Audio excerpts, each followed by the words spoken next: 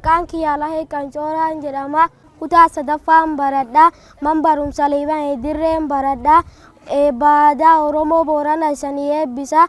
Bari nagaa, bariin nagaa, bara bariin nagaa, gadaan nagaa, gadaan wajjin taroowa nagaa, gadaan takura nagaa, bokkaayii roobe ala dambara guuta, waaqan nagaa nu guuta, warra tulluu bulee haasaa namaan bul, warra dambii hafatu kan nageenni wal hafata, warra dayyuu dullachaa nageenni heenna dullacha durii, warra gaali guddaa naga guddaa, warra bareettuma habariin cuf nagaa, areero gooron nagaa, liibani golwadiidi nagaa, tulaan sallan nagaa, booqen sadeen nagaa, yaayuubi nagaa, raaba huusi nagaa, huus goseen nagaa, gos boorana sabbo gooni nagaa, warra bulaa deemara hangafamaan dhambulaa keessan ergadhaa keessan ilmadha.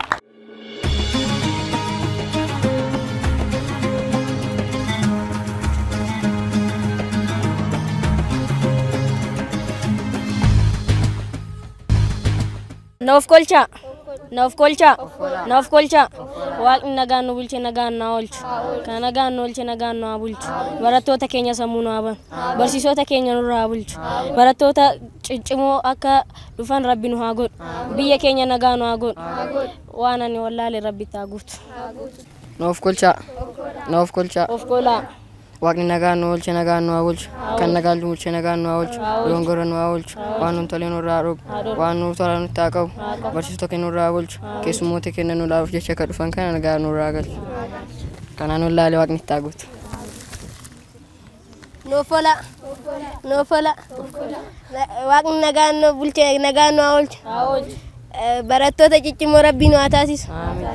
Magaalaa keenya kan nagaa Rabbi nu haa taasisu. Kan wallaalee Rabbi itti haa guutu.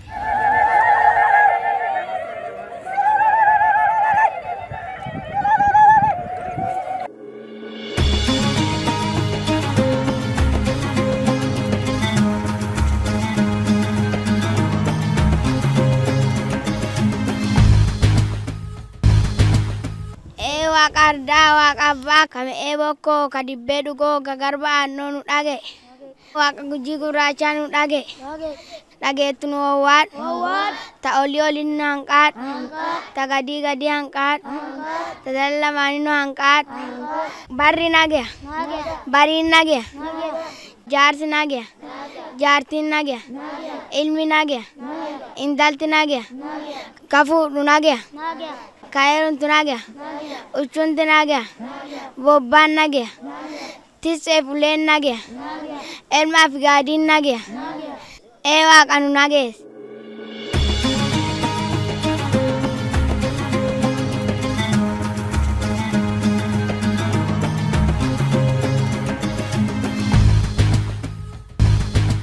Ani maqaan koo Haniif Abdiin jedhama. Kanin baradhu kutaa sadaffaa. Yaa Rabbi nagaan nu oolchite nagaan nu bulchi.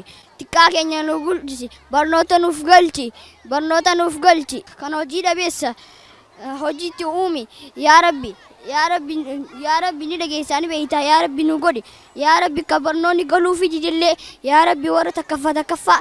Yaa Rabbi dooktara, paayileeta, injiinara kanneen kana fakkaatan yaa Rabbi nu godhi. Yaa Rabbi riskiin tabsi. Yaa Rabbi tiba nu dibi. Yaa Rabbi injiinara, paayileetii nu godhi.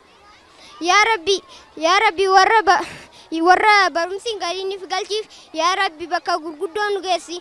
Yaa Rabbi hunda keenyaa tokkoffaa nu baasi. Yaa Rabbi warra carraa hin qabnes carraa guddaa kenniif. Yaa Rabbi miskiina harka qaleeyyiillee qarshiitti cabsi. Yaa Rabbi bakka guddaa nu geessi. Yaa Rabbi riskii maallaqa guddaa nu kenni.